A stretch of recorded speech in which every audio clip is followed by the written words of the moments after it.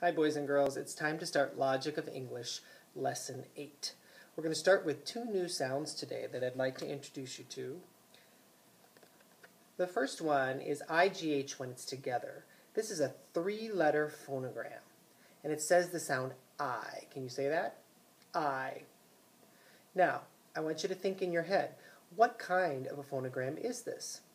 Is it a vowel phonogram? Is it a consonant phonogram? Is it a multi-letter phonogram? Is it an R-controlled phonogram? Think for a minute.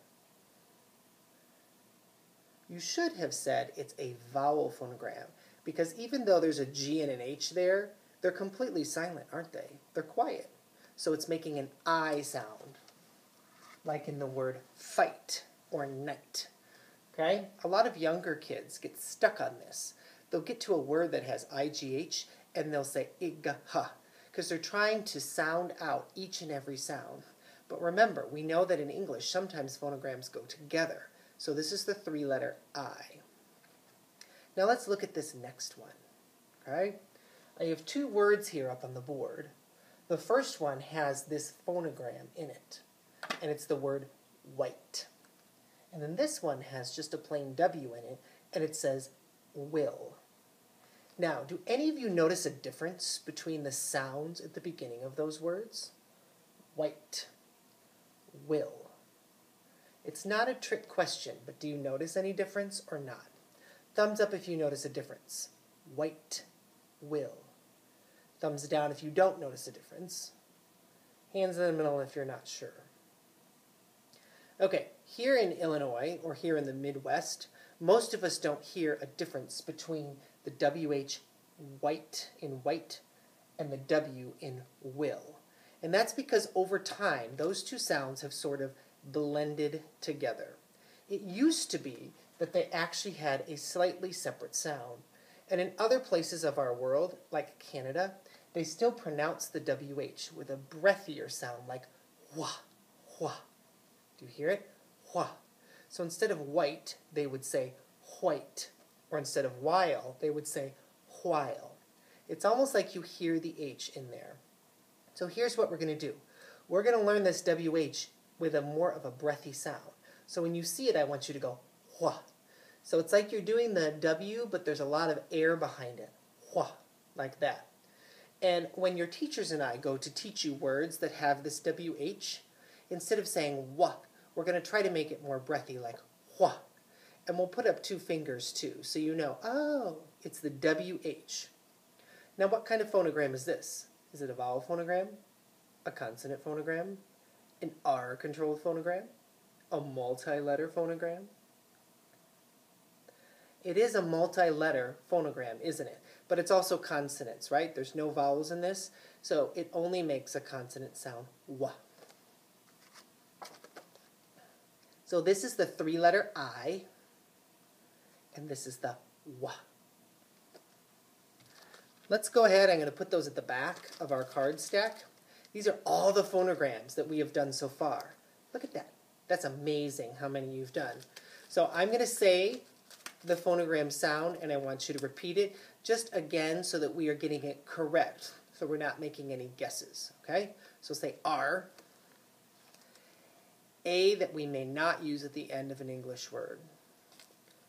Z, sh, e, as in her, a, oi that we may not use at the end of an English word, o that is not used at the end of English words, ch, k, sh, a that we may use at the end of an English word, two-letter k. Qua. O. Oi that we may use at the end of an English word. O that we may use at the end of a word. Three-letter I. And hua. Okay, now you're going to take a second and you are going to look in your student guide. So if you can turn to page 115, do you see this right here, 115? What you're supposed to do on page 115 is to underline the WH in each of these words at the top. This is just to remind your brain, remember, that sometimes when phonograms go together, we want to underline them so our brain sees them as a sound unit, not just by itself. So I don't want to go wah-ha-n. I want to say wah-n because the WH is going together. Okay? Then I want you to explore and think for a minute. Where am I seeing that WH in the word? Is it at the beginning, middle, or end? Then when you're finished with that, go ahead and read each of these words. It says it wants you to compare the sound that you're hearing with these W's versus the sound you're hearing with the WH. But like we already talked about, most of us here in the Midwest, we don't make a difference in our sounds. The sounds have blended together. So the WH no longer sounds like wah to us. It sounds like wah, and the W says wah as well.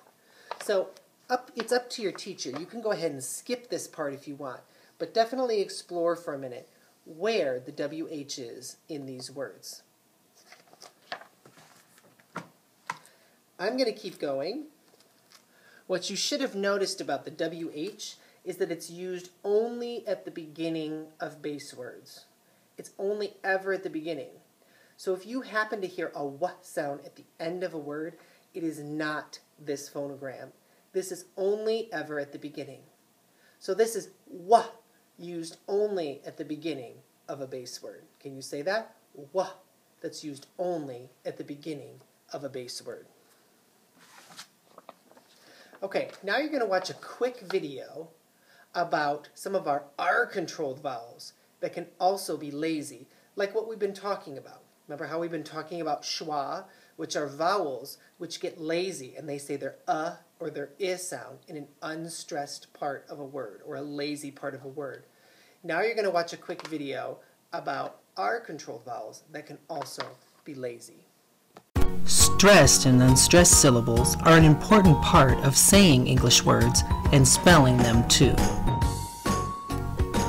Just remember, stressed means the part of the word that takes more work for your mouth to say. Unstressed means the part of the word that's being lazy. It doesn't take any work at all to say unstressed sound.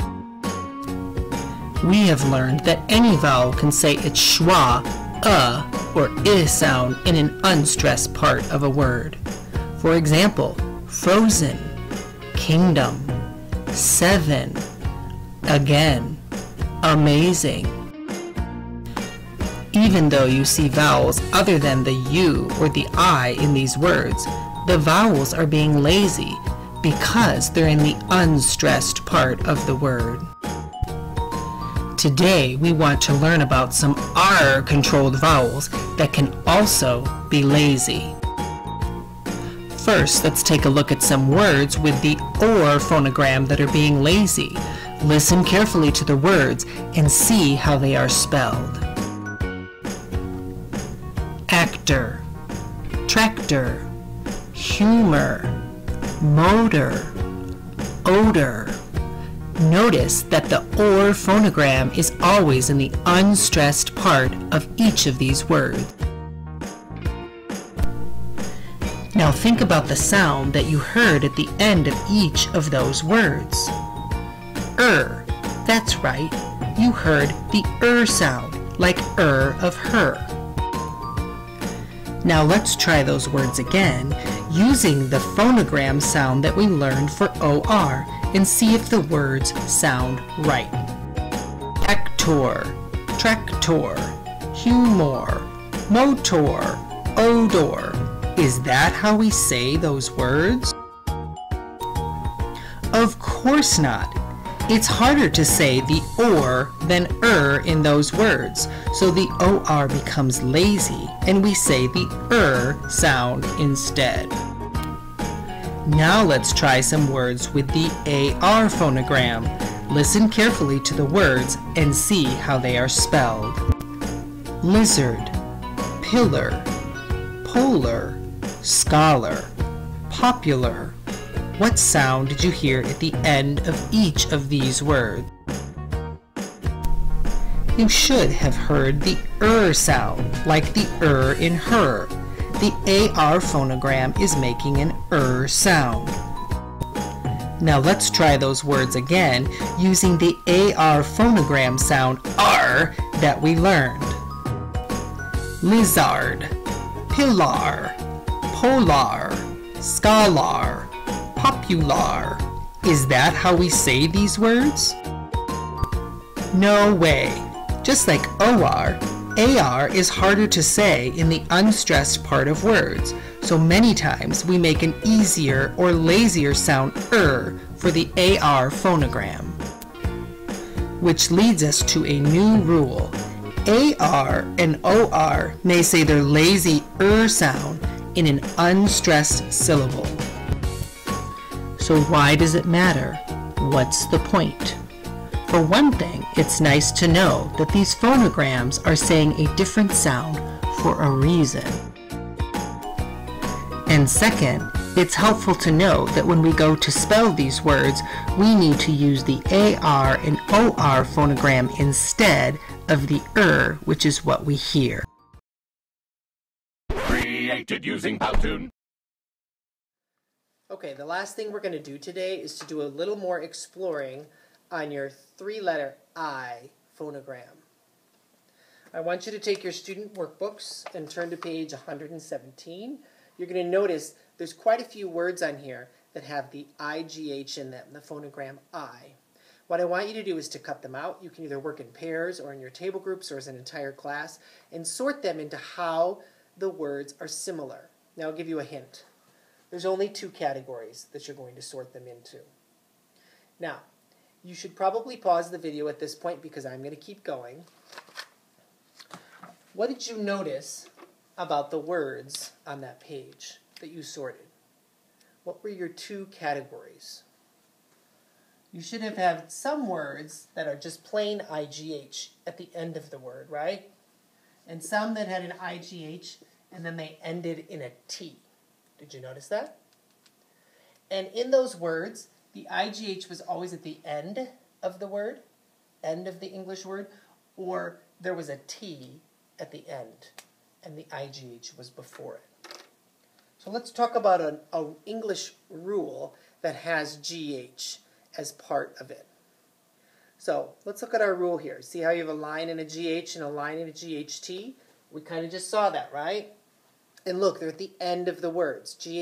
This GH is usually going to be at the end, or it's going to be at the end with a T after it. This represents sound. This means no, and then there's an or, and I'm covering this with my finger because there's a mistake on our card. It should say, but there's a T there. I'm going to cover it for now so we can get the correct rule. Here's what the rule says. Phonograms ending in GH are used only at the end of a base word or before the letter T, which is what you saw, right? The GH was at the end of the base word or before the letter T. Now the GH is either going to be silent, meaning you don't hear it.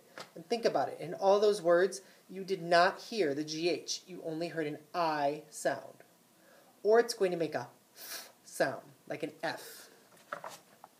Now, the tricky thing about these words is not a single one of them does the GH make a F sound. And it's because we're talking mostly about the IGH, which goes I. So like if you look here, look at this word. It's S-I, sigh. Now, do you hear the GH sound? Do I say s-I-g-ha? No. We know that that three-letter I, GH, is making its I sound. So, in this word, the GH is silent. It's not making any sound. Now, everyone always asks, but Mr. Slates, if that's true, if there was not a single word in that page that we sorted, when does the GH ever make a F sound? Well, it's not very often. So let me give you two examples. This is a pretty common example, of course, right? This is the word laugh. Laugh. Do you hear how the GH is making a F sound? And this is the word rough. Rough. And the GH is making a F sound. Now, AUGH and OUGH are actually their own phonograms that we will learn later, but I just wanted to make sure you knew that occasionally that GH will make a F sound. Most of the time, it is silent. Okay, so we've done a lot today. We've introduced 2 new phonograms. We've talked about R-controlled vowels that can be lazy and make an sound. And now we've discovered a little bit more about the IGH and the GH itself. Hopefully all of these things put together will help you as you go to do your spelling list this week. Have a good day.